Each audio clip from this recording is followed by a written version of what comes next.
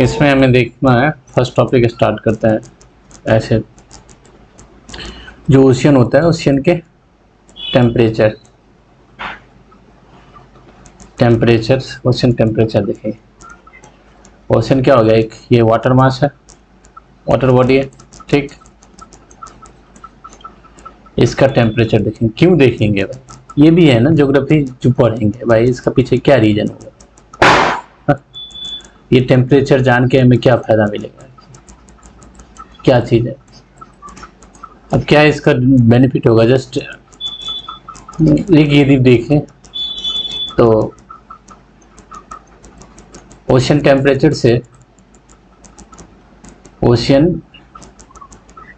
से क्या होता है, करंट। दूसरा ये करंट मतलब क्या, कौन सा करंट, ओशियन सर्कुलेशन, वाटर का जो सर्कुलेशन होता है उसमें जो करंट फ्लो करते हैं, तो टेम्परेचर जनरेटर के थ्रू होता है, ठीक। उसके बाद और टेम्परेचर का क्या है, थर्मल एनर्जी।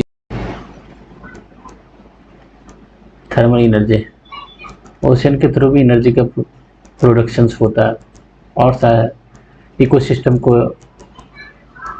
स्टैब्लिश करने के लिए साइक्लोन या फिर जो इवेपोरेशंस होता है इस सब के लिए क्या चाहिए, सब टेम्परेचर चाहिए ना। टेम्परेचर की वजह से ये सारे प्रोसेस होता है। जस्ट एज एग्जाम्पल हम देख रहे हैं, क्यों पढ़ना है क्या है। यदि हम टेम्परेचर के बारे में पता रहेगा भाई, जो टेम्परेचर ओशन पे कैसे डिसाइड होता है, ठीक, कौन कौन से फैक्टर डिसाइडिंग फैक्टर्स है, तो उससे हम इवेपोरेशन पता लग सकता है। टेम्परेचर में वेरिएशन आएगा, इवेपोरेशन वेरिएशन आएगा, मानसून में वेरिएशन आएगा, क्लाइमेट में वेरिएशन आएगी।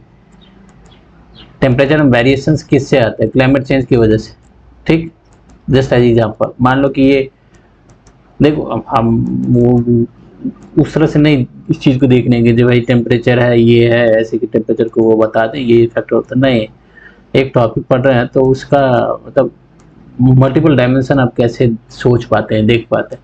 अब देखो जैसे कि ये हो गया अपनी इंडिया के वेस्टर्न को, जस्ट एज मतलब एज्यूम कर रहे हैं ये पूरा मान लो इंडस्ट्रियल बिल्ट हो जाए। अभी इस इंडस्ट्रियल बिल्ट से क्या होगा,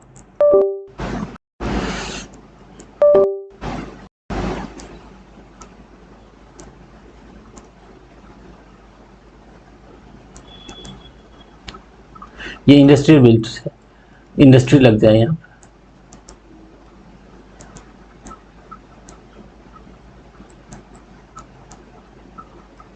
इंडस्ट्री, ठीक। अब इससे मान लो जो रेसिड्यू, जो वेस्ट ओशन के अंदर आता है टेम्परेचर को बढ़ाता है, ठीक। तो इसके लोकल क्लाइमेट पे इफेक्ट पड़ेगा कि नहीं पड़ेगा भाई, क्योंकि जो साइक्लोन आता है, मान लो कि साइक्लोन के लिए क्या कंडीशंस है, जो ओशन का टेम्परेचर कितना होना चाहिए, 25 to 27, आई थिंक 27 अप्रॉक्स होता है, 27 होता है, तब 27 अप्रॉक्स होता है। तो इसके टेम्परेचर 27 से ऊपर चला गया, 27 से ऊपर चला गया। मान लो इसी इंडस्ट्रियल से जो मतलब वेस्ट बाहर निकल रहा है उससे ऊपर चला गया टेम्परेचर, तो 27 से ऊपर जाएगा। तो जो आपका साइक्लोन होता है, तो साइक्लोन में भी जो आपका साइक्लोन आता है तो वो भी तो स्टार्ट होता है कहाँ से, डिप्रेशंस। इसमें एयर की स्पीड ज़्यादा होती है, साइक्लोन और स्टॉर्म आता है, ठीक। तो जहाँ पे एयर स्पीड बहुत ज़्यादा होती है, तो मान लो कि इसका टेम्परेचर बढ़ा देंगे तो जो साइक्लोन होगा मोस्ट सीवियर होगा, इसका इफेक्ट कैटास्ट्रोफिक मतलब बहुत ज़्यादा इसका इफेक्ट होगा। ये आपका कोस्टल रीजन की है, कोस्टल रीजन में इसका लॉस कितना होगा, मतलब इस तरह से आपको देखना है, ये चीज़ों को समझने की कोशिश करना है, लॉस कितनी हो सकती है। एक जस्ट एज ए एग्जांपल हम ये देखेंगे, तो टेम्परेचर बढ़ा इसकी वजह से हो गया। या सेकेंडरी चीज़ देखो, यहाँ का जो इकोसिस्टम है, टेम्परेचर बढ़ेगा तो वाटर बॉडी के अंदर जो डिजॉल्व ऑक्सीजन है वो कम हो जाएगा। डिजॉल्व ऑक्सीजन कम होगा तो जो इसके अंदर जो आपका इकोसिस्टम है वो क्या होगा, डिसरप्ट हो जाएगा, ठीक, उसकी सिस्टम हैंग कर जाएगी। टेम्परेचर, वाटर में टेम्परेचर बढ़ा देंगे तो ये तो शायद डिजॉल्व ऑक्सीजन कम हो जाता है, कम हो जाता है, ठीक। तो इसीलिए, समझ गया। हाँ, तो ओशन के टेम्परेचर देख रहे हैं। तो सबसे पहले हम देखेंगे कि ये ओशन है, तो इसको टेम्परेचर का सोर्स कहाँ कहाँ से आता है, सोर्स कहाँ कहाँ से आ रहा है। तो एक तो सबसे बड़ा सोर्स क्या है भाई, सनलाइट। अब देखो सनलाइट, अब जब हम सनलाइट को देख रहे हैं तो आपके दिमाग में ये हमेशा याद चलना चाहिए कि भाई ये हो गया लैटिट्यूड, ये हो गया सन, ठीक। तो जिस तरह से अर्थ का मूवमेंट होगा तो सन का जो ये इंक्लिनेशन हो जाता है, या टॉपिक ऑफ कैंसर या टॉपिक ऑफ कैप्रिकॉर्न, इधर कैप्रिकन इधर इधर आते हैं, तो जैसे ही लैटिट्यूडल शिफ्ट होता है तो वैसे ही जो इस ऐसे ही तो यहाँ के जो वाटर बॉडी होगा, वाटर मास होगा, तो उसमें भी टेम्परेचर में वेरिएशन आएगा, चेंज, इसका इफेक्ट तो पड़ेगा ना। तो ये हमेशा आपको दिमाग में रहना चाहिए, जैसे कि समर सॉल्स्टिस या ये विंटर सॉल्स्टिस जो होता है, या इक्विनॉक्स होता है, कि उससे क्या इफेक्ट पड़ेगा, या आपको ये दिमाग में रहना चाहिए कि सनलाइट है तो ये इक्वेटर पे हमेशा डायरेक्ट होगा, तो यहाँ के जो वाटर बॉडी है उसकी टेम्परेचर क्या होना चाहिए, कितना होना चाहिए। मतलब ये हो गया आपका सोचने का तरीका। तो कहाँ गया यार, ये यार क्यों नहीं कर रहा है ऐसे, क्या हो गया इसे। तो देख लिए एक क्या हो गया, सनलाइट, समझे। मैं एक थोड़ा सा छोटा सा एग्जांपल दे रहा हूँ। मान लीजिए कि ये सनलाइट है, तो ये सन से ये सनलाइट आ रहा है, इधर यदि विंड है, एयर है, मतलब बादल छाया हुआ है, तो उसका तो इफेक्ट तो ये सनलाइट रेडिएशन कम आएगा ना यहाँ पे। तो यहाँ के जो वाटर बॉडी है, तो इसके यहाँ पे जो आपका बादल है उसकी वजह से इसमें चेंजेस तो आएंगे ना, ठीक। मान लो कि आप वो क्या कहते हैं, आप सन के बारे में पढ़ रहे हो, ठीक। तो यहाँ पे क्या होता है, एक अम्बरा प्रियम्बरा ये सब जो आते हैं सन में, जिससे कि इसके टेम्परेचर का चेंजेस हो जाता है सन में। एक और कॉन्सेप्ट है, मुझे अभी याद नहीं आ रहा है, जिसमें क्या होता है, जब किसी एक रीजन के सन का टेम्परेचर बहुत ज़्यादा बढ़ जाता है, एक रीजन का कम होता है, उससे क्या होता है ना, सन से आने वाले रेडिएशन में वेरिएशंस आती हैं, तो सन थोड़ा सा कम टेम्परेचर जनरेट करता है उस टाइम में, ठीक। तो जो जिसमें अम्बरा प्रियम्बरा सब बोलते हैं इसका, तो यदि इसमें यदि चेंज आएगा तो आपके ओशन पे में चेंज तो आ सकता है ना, ठीक। जस्ट एज फॉर एग्जाम्पल ये समझ रहे हैं। यहाँ पे मान लो विंड बहुत ज़्यादा है, किस किस लैटिट्यूड में विंड होता है भाई, आपका 30 डिग्री में। 30 डिग्री में क्यों होता है, 30 डिग्री में क्योंकि आपका जो यहाँ से इक्वेटर से जो एयर मास उठा है, तो ये 30 डिग्री पे आके प्रेशर बेल्ट पड़े थे ना, यहाँ पे क्या होता है, सब्सिडेंस होता है। तो यहाँ पे क्या होगा, यहाँ का जो आकाश, जो स्काई होगा, जो आकाश होगा, उसमें विंड होगा, ठीक। तो वो सनलाइट को क्या करेगा, रोकेगा। तो यहाँ के जो वाटर बॉडी है उस पर इसका इफेक्ट पड़ेगा कि नहीं पड़ेगा, ये हाई प्रेशर बेल्ट हो जाता है। तो इस तरह से दिमाग चलाने की जरूरत है, ठीक। तो हम देख रहे थे टेम्परेचर को डिसाइड करने वाले फैक्टर्स, टेम्परेचर को डिसाइड करने वाले फैक्टर्स एक तो देखें, डिसाइडिंग फैक्टर्स नहीं, मतलब सोर्स देख रहे थे पहले। सोर्स कौन कौन सा है, एक तो सनलाइट हो गया, समझ गया। अब जब सनलाइट देख लिए तब उसका दूसरा दूसरा कौन सा है फैक्टर्स भाई, वॉल्केनिज्म। अब जब हम वॉल्केनिज्म देख रहे हैं, ये देखो आपका ओशन बेस है, जब हम देखे थे प्लेट टेक्टोनिक में, ये डाइवर्जेंस वाला देखे थे, ऐसे ऐसे ये इस तरफ जा रहा है, इस तरफ जा रहा है, यहाँ से मैग्मा बाहर निकला, ठीक। तो इसकी वजह से टेम्परेचर आ रहा है, समझ गए। तो अब यदि हमें वॉल्केनिज्म पता है, वॉल्केनिज्म प्रोसेस पता है, तो उससे हम ओशन के टेम्परेचर के बारे में जान सकते हैं, ठीक। कहाँ पे वॉल्केनिज्म बहुत ज़्यादा एक्टिव है, कहाँ पे एक्टिव नहीं है, कहाँ पे मतलब इसके जो टाइप्स होते हैं, कौन सा वॉल्केनिक है, एक्टिव है कि डॉर्मेंट है कि एक्सटिंक्ट है, किस तरह का वॉल्केनिक है, या वॉल्केनिज्म के थ्रू जो मटेरियल बाहर निकल रहा है वो किस तरह का, स्ट्रॉम्बली टाइप का है कि हवाईयन है, क्या है। यहाँ से जो मैग्मा बाहर आ रहा है, तो मैग्मा की डेंसिटी, मैग्मा में जो सिलिकन का जो परसेंटेज होता है, उससे उसकी डेंसिटी डिसाइड होती है, ठीक। मैग्मा बहुत ज़्यादा गाढ़ा है तो किस तरह का स्लोप बनाएगा, ये स्लोप बनाएगा, ठीक। स्लोप क्या एकदम स्टीप होगा। तो इसका क्या मतलब, इसके अगल बगल की जो वाटर बॉडी है, मान लो इधर बढ़ा हुआ, तो भाई यहाँ तक टेम्परेचर गया, इसमें टेम्परेचर का कम इफेक्ट, मान लो मैग्मा बहुत मतलब एकदम पतला है, ठीक। तो कौन सा कैसा स्लोप बनेगा, ये ऐसा इस तरह का स्ट्रक्चर बनेगा मैग्मा, ठीक। ऐसा मतलब ज़्यादा एरिया को कवर किया है, ज़्यादा एरिया कवर किया है, तो यहाँ के जो टेम्परेचर होंगे तो ज़्यादा होंगे। जस्ट एड फॉर, मतलब हम ये देख रहे हैं, मतलब समझाने की कोशिश कर रहे हैं या बताने की कोशिश कर रहे हैं कि जस्ट जो आपका माइंड जो है ना इस तरह से होना चाहिए और चीज़ों की समझने की कोशिश करनी चाहिए। नोट जस्ट मतलब कि जो दे रखा है बुक में हम पढ़ लिए एक लाइन में उसको मॉकअप कर लिया, नहीं। दिमाग में यह है कि हम जब तक मतलब मल्टीपल क्वेश्चंस नहीं करें एक टॉपिक से अपने आप से, ठीक, अपने आप से मल्टीपल क्वेश्चंस नहीं करें तब तक वो टॉपिक का क्लियरिटी नहीं हो पाता। मैं ये नहीं कह रहा हूँ कि ये दिस इज एब्सोल्यूट, मतलब नहीं, इससे भी ज़्यादा हो सकता है। बहुत बड़े बड़े साइंटिस्ट विद्वान सब मार्केट में घूम रहे हैं, ठीक, हो सकता है, लेकिन ये एक अप्रोच अच्छा रहता है, ठीक। तो एक तो वॉल्केनिज्म हो गया, सनलाइट हो गया, तीसरा क्या होता है, वाटर। ये देखो वाटर, ये पानी हो गया, तो नीचे तो प्रेशर तो डालेगा ना, प्रेशर तो डालेगा, तो वाटर प्रेशर जो आएगा उससे टेम्परेचर बढ़ेंगे। कैसे बढ़ेंगे, PV equals to NRT, ideal gas equations होता है, 9th में दे रखा होगा। अब देखो वॉल्यूम कांस्टेंट रखो, एनआर ये सब कांस्टेंट है, चलो ठीक है। तो pressure is reactive proportional temperature, तो मतलब प्रेशर बढ़ेगा तो टेम्परेचर बढ़ेगा। तो आप फिर बोलोगे कि जब नीचे वाले पार्ट में तो बहुत ज़्यादा टेम्परेचर होना चाहिए बिकॉज ऑफ प्रेशर, नीचे वाले पार्ट में तो बहुत ज़्यादा टेम्परेचर होना चाहिए, लेकिन नहीं, ऐसा नहीं होता। उसमें भी नीचे वाला क्योंकि नीचे वाले पार्ट में बहुत ज़्यादा टेम्परेचर नहीं होता, इसके भी मल्टीपल रीजन्स हैं। एक तो क्या, सनलाइट का पेनिट्रेशन होता ही नहीं है, ठीक, इधर सन आते ही नहीं है नीचे वाले पार्ट्स में, ठीक। तो जो सन मेन सोर्स है वो है नहीं, सनलाइट पहुंचते नहीं है। इसको क्या, डार्क जो नीचे वाले वेसल प्लेन जो है उसको डार्क जोन बोला जाता है। डार्क जोन समझिए, मतलब यहाँ पे क्या होता है ना, एक टेम्परेचर यहाँ पे जो होता है ना, बहुत पानी का जो टेम्परेचर होता है बहुत कम होता है, ठीक। अब छोड़ो हटाओ, ये 3 सोर्स हो गया, sunlight, volcanism, water.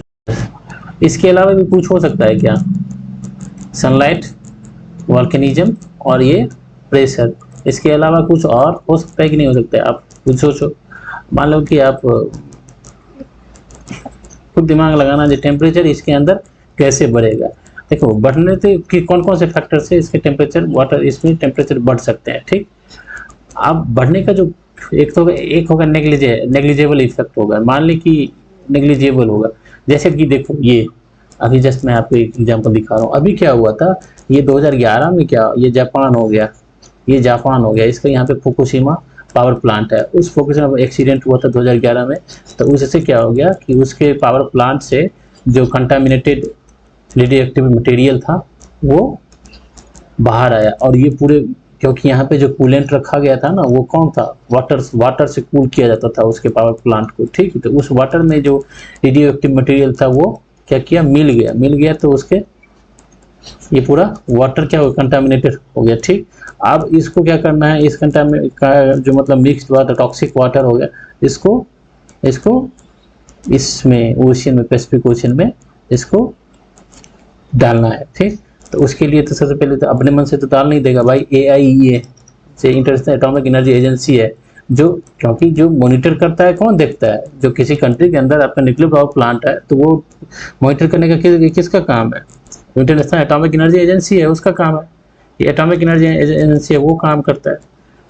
Nuclear power plant में भी 2 होते हैं, और बहुत सारे कंट्री में ऐसा होता है कि जो भाई पावर प्लांट का 2 काम होता है, एक तो अपनी एनर्जी के लिए उससे निकालते हैं, दूसरा क्या करते हैं आपका स्ट्रेटेजिक, जो आपका कुछ पावर प्लांट ऐसे होते हैं जिसमें कि हम छुपा के रखते हैं, जो भाई वो तुम्हारे AIE के अंदर नहीं आने देते हैं कुछ पावर प्लांट, क्योंकि इसका यूरेनियम का यूज किया था, प्लूटोनियम का यूज किया था, आर्म्स ग्रेडेड यूरेनियम हम यहाँ से निकालते हैं, तो इस पावर प्लांट में नहीं करता है। करते हैं। अब बाकी जिस पावर प्लांट से अपनी एनर्जी का प्रोडक्शन होता है वो वहाँ तक का मॉनिटरिंग करने का काम आईईए का है। ठीक है, तो आईईए ने इसको फिर बताया कि चलो भाई तुम इस ऐसे ऐसे करके एक प्लान दिया, प्लान के अकॉर्डिंग वाटर इसमें डिस्चार्ज करो, जो कंटामिनेटेड वाटर है इसको। ठीक, तो अभी क्या किया ना, वो चाइना जो है, चाइना एकदम पूरा हल्ला कर दिया। हल्ला क्या कर दिया कि भाई ये जो जापान कर रहा है ये पूरे इधर पैसिफिक को बर्बाद कर देगा, यहाँ के इकोसिस्टम को बर्बाद कर देगा। तो यहाँ के जो नियर वाला कंट्री है कौन कौन सा, इधर फिलीपींस है, नीचे में फिलीपींस है, इधर कौन हो गया, इधर नॉर्थ एंड साउथ कोरिया। ठीक, ये तो हो गया, इधर यहाँ पे ताइवान है। ठीक, ये सारे कंट्री है। तो हल पूरा ये मतलब इट्स काइंड ऑफ प्रोपेगेंडा होता है ना, तो वो किया, उससे कोई फर्क नहीं पड़ा। लेकिन ये देखो, ये वाटर जब आएगा तो अब उसमें क्या उसको ट्रीटमेंट किया है वो अलग चीज है, बात है। लेकिन डायरेक्ट ये देखो, ये वाटर आएगा तो इसके इकोसिस्टम पे क्या इफेक्ट पड़ेगा, इस वाटर की टेम्परेचर, जो वाटर बॉडी है उसका टेम्परेचर तो इंक्रीज करेगा कि नहीं करेगा। ठीक, तो आपसे मान लो क्वेश्चन पूछेगा, जो ह्यूमन इंड्यूस्ड फैक्टर, जो man made factors also they responsible to increase the temperature of the ocean atmosphere, oceanic atmosphere. तो आप अपना लॉजिक लगा सकते हो, दिमाग लगा सकते हो, देख सकते हो क्या हो सकता है, नहीं हो सकता। ठीक, समझ गए। आप देखते हैं हम टेम्परेचर को, देखिए टेम्परेचर को डिसाइड करने वाला फैक्टर्स कौन कौन सा होता है इसके ओशन के अंदर, डिसाइडिंग फैक्टर्स। ये देखो आप, ये हो गया ओशंस। देखिए ये ओशन हो गया, इसके डिसाइडिंग फैक्टर्स क्या होगा, कौन कौन सा होगा। सबसे पहले तो ये देखो भाई, ऐसे नहीं, थोड़ा सा और करो, देखते हैं। ये देखिए, ये मान लेते हैं हम, क्या हो गया, किसी कंटिनेंट का कोस्ट हो गया वेस्ट कोस्ट, ये हो गया ईस्ट कोस्ट। ठीक, मान लिया ये पूरा ओशन है। ठीक, अब इसके टेम्परेचर कैसे डिसाइड होगा। ठीक, सबसे पहले तो ओशन के अंदर एक क्या चलता है, करंट चलता है।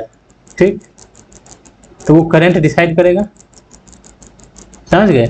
दूसरा कौन, करंट चलता है ना यहाँ से, भाई मान लो कि यहाँ से कौन सा चलता है, गल्फ स्ट्रीम वाला, ये इधर चलता है, ये वो डिसाइड करेगा करंट। दूसरा आपका क्या हो गया, एक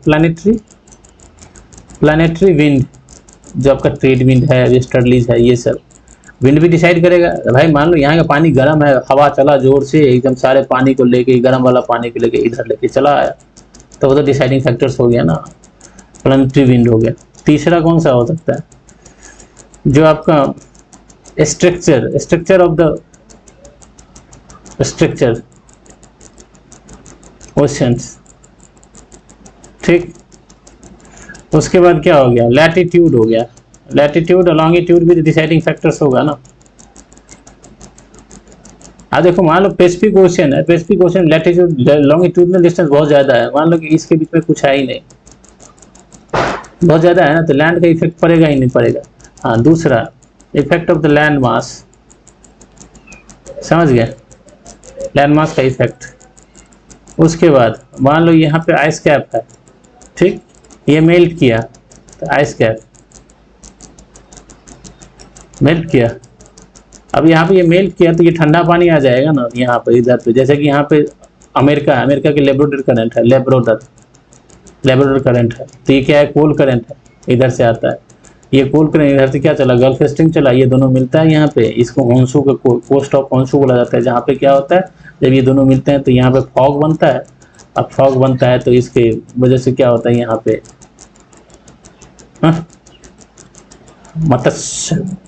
मतलब फिशरीज के लिए बहुत एप्रोप्रिएट कंडीशंस है। छोड़ो, एक तो करंट हो गया भाई, दूसरा प्लानिटरी विंड हो गया, तीसरा क्या, स्ट्रक्चर ऑफ द ओशियंस, किस तरह का स्ट्रक्चर है, जियोलॉजिकल स्ट्रक्चर उसका किस तरह का, लैंड फॉर्म हो गया, लैंड मास, लैंड फॉर्म नहीं, लैटिट्यूड और लॉन्गिट्यूड हो गया। चलो ठीक है, लैंड मास हो गया और आइस कैप हो गया, ये सारे हैं। और भी होंगे कुछ फैक्टर्स, सनलाइट है कि नहीं है, टेम्परेचर सनलाइट भी तो होगा ही ना डिसाइडिंग। अब जो सनलाइट में जैसे कि अर्थ का मूवमेंट, अर्थ घूमता है सन के चारों तरफ, तो ये भाई ऊपर नीचे हो जाएगा, तो ये भी तो मतलब टेम्परेचर में थोड़ा चेंज लाएगा कि नहीं लाएगा, बस आपको सोचने में करना है। लेकिन मोटा मोटा ये सब होता है। अब हम आके देखते हैं एक एक फैक्टर्स को। ये देखिए, सबसे पहले हम किस पे देखते हैं, करंट पे देखते हैं। अब करंट में क्या देखेंगे, करंट का कैसे जेनेसिस होता है वो हम ओशन सर्कुलेशन में देखेंगे, करंट का कैसे जेनेसिस होता है। वैसे सीधा सा आप मान के चलो कि ये हो गया आपका वो मतलब वाटर बॉडी हो गया, वाटर बॉडी हो गया, यहाँ का टेम्परेचर वो बल्ब दिखाते हैं कौन सा, ये हो गया आपका क्या है, ये आपका इंग्लैंड हो गया, इंग्लैंड, ये नॉर्दर्न सी है ना, यहाँ पे ये नॉर्दर्न सी है, ठीक, नॉर्दर्न सी है, समझ गए। और यहाँ पे ये क्या हो गया, आर्कटिक वाला रीजन है, आर्कटिक रीजन है, तो बिकॉज इसका जो लैटिट्यूड कितने के 60-70 के लगभग आ जाता है, ठीक, 60 वाले रीजन में आ जाता है। या वैसे ये जो आपका कोल्ड सीजन होगा, तो कोल्ड सीजन में क्या यहाँ पे तो क्या होंगे, इसमें बर्फ जम जाना चाहिए था, फ्रीज हो जाना चाहिए था, लेकिन क्या होता है कि इधर से अमेरिकन कोस्ट से जो चलता है वेस्टर्लीज जो चलता है, वेस्टर्लीज, इसके वजह से यहाँ पे गल्फ स्ट्रीम वाली जो आती है ना, नॉर्थ अटलांटिक ड्रिफ्ट जिसको बोलते हैं, ये वाली जो करंट आती है, तो ये एक वार्म करंट होती है। ये वार्म करंट, जब ये वार्म करंट आती है तो अपने साथ गर्म पानी, वार्म करंट मतलब क्या, गर्म पानी वाला करंट है वो आ रही है, ये इधर जा रही है, तो यहाँ के जो टेम्परेचर है इसको कम कर देती है, इसलिए ये जमते नहीं है, ठीक। अब ये जमेगा नहीं तो इसमें क्या होगा, ठीक, ट्रांसपोर्टेशन बढ़िया होगा, ट्रांसपोर्टेशन बढ़िया होगा तो फिर इकोनॉमिक का उसमें देख लो। तो how the geography and geographical factors decide the economic policy, ठीक। तो एक तो करंट हो गया, समझ गए। अब देखो करंट कैसे डिसाइड करता है इसका।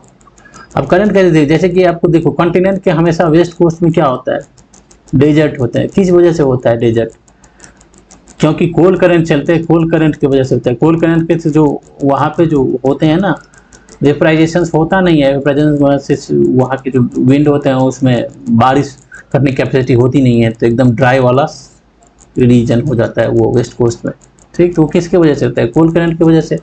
कोल्ड करंट की वजह से होता क्या है, पहले वाटर बॉडी का टेम्परेचर कम हो जाता है, कम हो जाएगा तो यहाँ के पानी क्या होगा, वेपर नहीं बनेंगे, वेपर नहीं बनेंगे तो यहाँ पे जो भाई विंड है उसके अंदर ये सिचुएशन होगा ही नहीं होगा, तो इसके कोस्ट वाले रीजन जो है ना, कोस्टल रीजन में, तो यहाँ पे बारिश नहीं होगी, तो इसीलिए एक ये फैक्टर हो गया। करंट बता दो। अब हम आते हैं मेन फैक्टर जो है विंड है, मतलब planetary wind, planetary wind, planetary wind क्या सब देखो आप, ये देखिए ये आपका क्या हो गया 0 डिग्री इक्वेटर, ये आपका कौन सा हो गया 30 डिग्री, ये हो गया आपका 60 डिग्री, इधर 30 इधर 60। एक चीज हमेशा याद रखो कि देखो ये जो आपका साउदर्न हेमिस्फीयर है ना, साउदर्न हेमिस्फीयर उसमें लैंड मास कम है, लैंड मास कम है, तो लैंड मास की वजह से जो कॉज एंड इफेक्ट होता है वो साउदर्न हेमिस्फीयर में कम होगा, क्योंकि लैंड मास कम है। क्योंकि आप गोल मैप देखोगे देखते नहीं हो क्या है, साउथ अमेरिका का थोड़ा सा पार्ट आता है, साउथ अमेरिका का पार्ट आता है, थोड़ा सा नहीं, साउथ अमेरिका का पार्ट आता है, वो भी पतली इधर आता है, ठीक। अफ्रीका का पार्ट आता है, ठीक, अफ्रीका का भी थोड़ा सा आधा आएगा, और कौन सा आता है, ऑस्ट्रेलिया आता है, तो लैंड मास कम है, ठीक। अब नॉर्दर्न हेमिस्फीयर में देखो तो सब है, अमेरिका यूरोप एशिया सारे बड़े पड़े हैं, तो लैंड मास कम है, तो लैंड मास की वजह से जो कॉज एंड इफेक्ट होता है उसका इफेक्ट इधर साउदर्न हेमिस्फीयर में कम होगा, ठीक। जैसे कि देखो जब हम विंड बेल्ट ही पढ़ते हैं, तो विंड बेल्ट जो वेस्टर्लीज होता है, वेस्टर्लीज के बाद और सारे चलते हैं, 40 डिग्री पे चलता है उसको साइट्रस पता नहीं क्या नाम दे जाता है, 60 डिग्री पे चलता है उसको और कुछ नाम देते हैं, क्योंकि मेन ये नाम अलग अलग नाम जो है वो किस वजह दे रखा है, क्योंकि उसमें जो विंड बेल्ट बनता है एकदम कॉन्टिन्यूस विंड बेल्ट बनता है। अब बिकॉज ऑफ वहाँ पे लैंड मास है नहीं, तो उसमें उसके जो विंड का जो ब्लो होता है, फ्लो करता है, तो उसमें डिसरप्शन आते नहीं है, क्योंकि लैंड मास है नहीं, तो लैंड मास रहेगा तभी तो टेम्परेचर में वेरिएशन होगा, तो जो टेम्परेचर ग्रेडियंट फोर्स, तो टेम्परेचर की वजह से क्या बनेगा, pressure gradient force. Pressure gradient force मतलब क्या होगा, एक कहीं पे लो प्रेशर तो कहीं पे हाई प्रेशर होगा, तो वो फॉर्म नहीं होते हैं, तो जिसकी वजह से क्या होता है कि वहाँ पे वो साउदर्न हेमिस्फीयर के अंदर कंटिन्यूअस फ्लो करता है, तो this is the main factor. So I come to the oceanic current, oceanic current और प्लानेटरी विंड। ये देखो आप यहाँ पे तो हम लोग देखे थे, जो यहाँ पे कौन सा चलता है, यहाँ पे ट्रेड विंड इस डायरेक्शन में, ठीक, इस डायरेक्शन में, ठीक, कोरियन फोर्स की वजह से।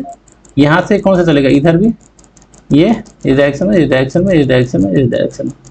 वेस्टर्लीज का डायरेक्शन कैसे होता है, ये क्लॉकवाइज, ठीक, समझ गए।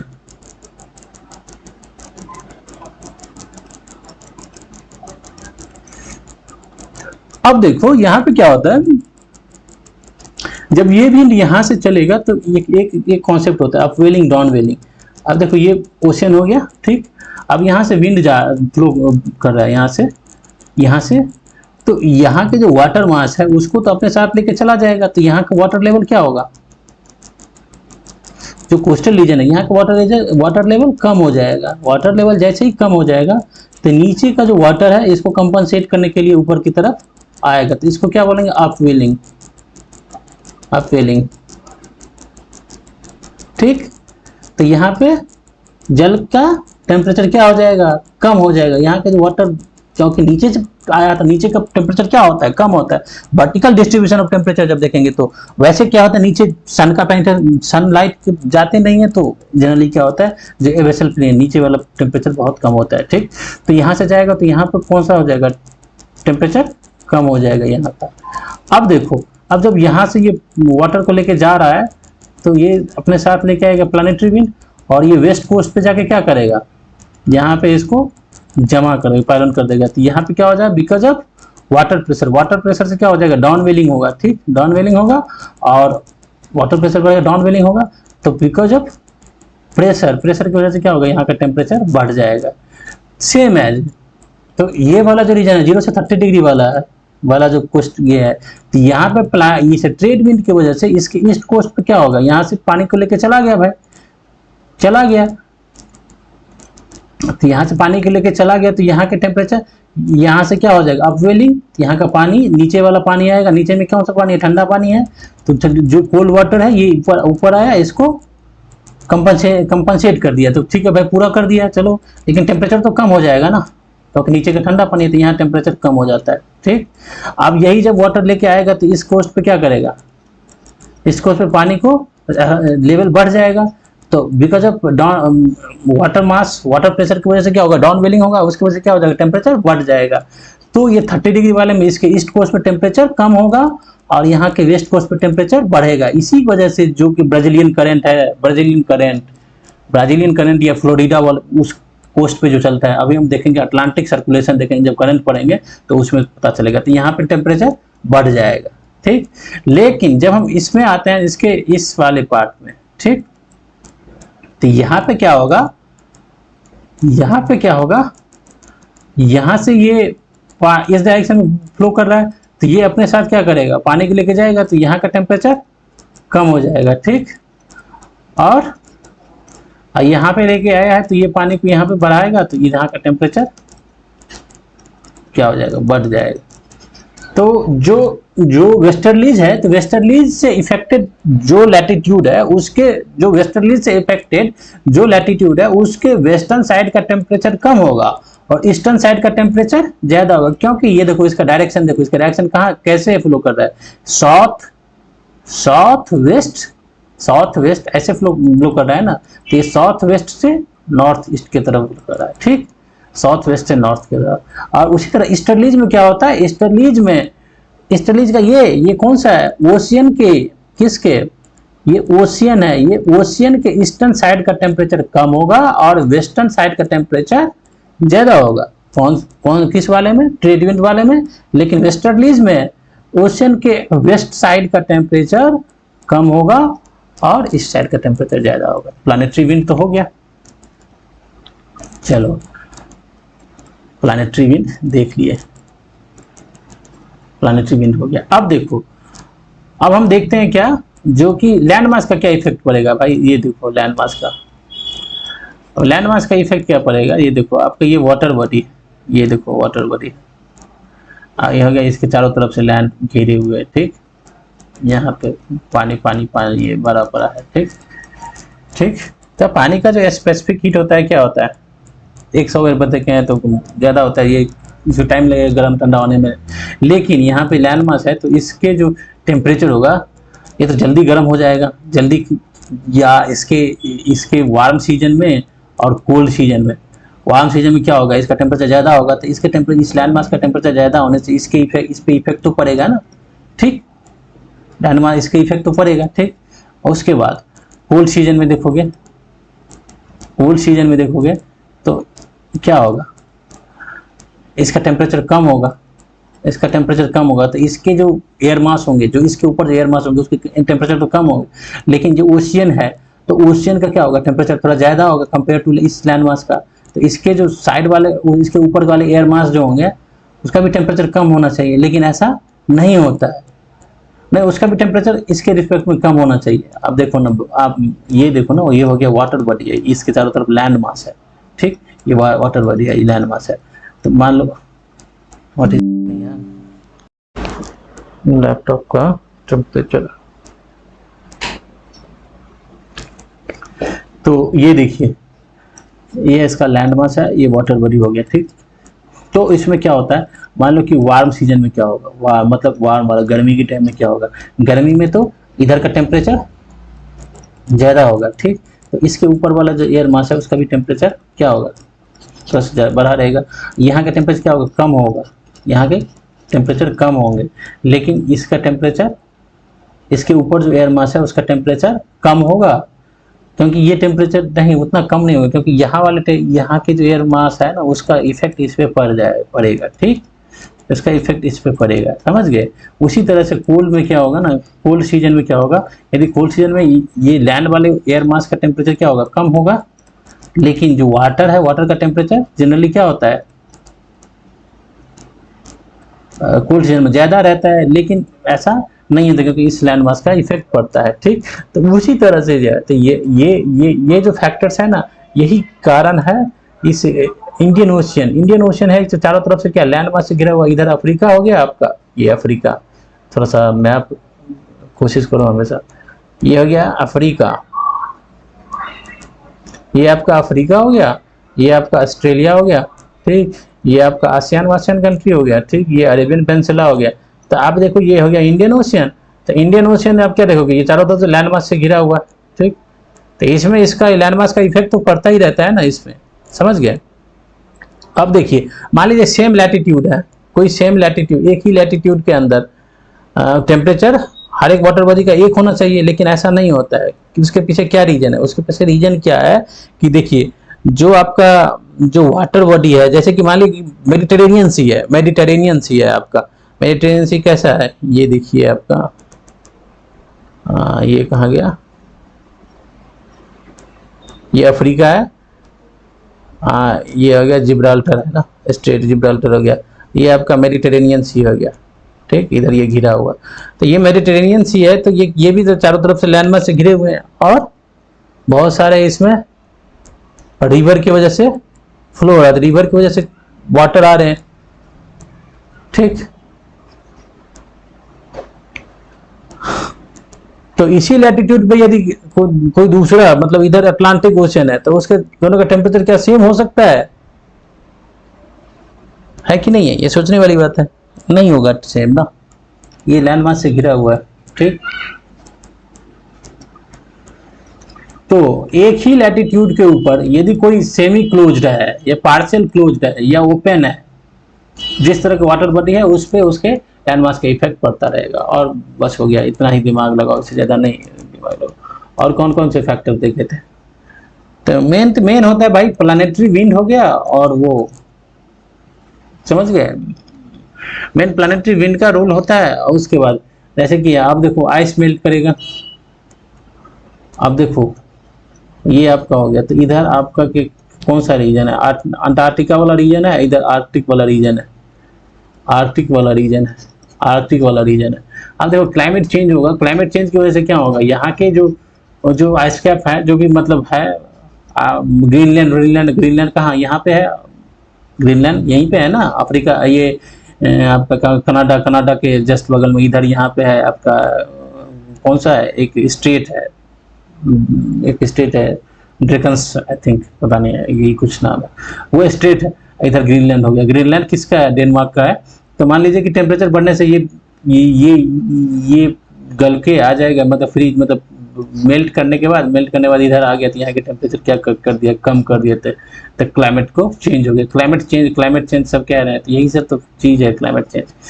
अब देखिए इधर कह रहे हैं ना, जो अंटार्कटिका में बहुत सारा पार्ट टूट टूट के जा रहे हैं, जो टाइटैनिक जो टकरा गया था एक बार अटलांटिक ओशन में, तो क्या होता है वही ना, आइस ब्रेक, मान ली कि ये अंटार्कटिक का पार्ट है, ये आइस वाला पार्ट है, ये टूट गया और ये आके ऐसे ऐसे तैर रहा है और ओशन के अंदर, तो इधर के रीजन का टेम्परेचर क्या करेगा, कम कर देगा। ये क्यों टूट गया, क्योंकि इधर का टेम्परेचर बढ़ गया, इसका टेम्परेचर -25 होना चाहिए जनरल, लेकिन ये बढ़ के 0 डिग्री पे आ गया है, 3 डिग्री पे आ गया है वार्म सीजन में आके, तो ये मेल्ट करेगा तो इधर आएगा। ठीक, समझ गए। तो ओशन वाटर के टेम्परेचर को जब डिसाइड करने में, हाँ दूसरा, अब देखिए जैसे कि कोई रिवर है, हाँ जब रिवर के थ्रू जो रिवर अपना जब मर्ज करता है इधर ओशन में जब मर्ज करता है, तो उसके वजह से भी टेम्परेचर कम हो जाते हैं। समझ गए। तो अब देखिए साउदर्न हेमिस्फीयर में क्या है, साउदर्न हेमिस्फीयर में लैंड मास कम है, रिवर भी कम है, तो रिवर का इफेक्ट उधर कम होगा। लेकिन नॉर्दर्न हेमिस्फीयर में क्या होगा, लैंड मास ज्यादा है, रिवर भी बहुत ज्यादा है, तो जो रिवर है जाके ओशन में मिलते हैं, तो रिवर भी डिसाइड करता है टेम्परेचर को। ठीक, तो टेम्परेचर को डिसाइड करने वाले इतने सारे फैक्टर्स हैं, बस हो गया। और आप अपने दिमाग लगाओ।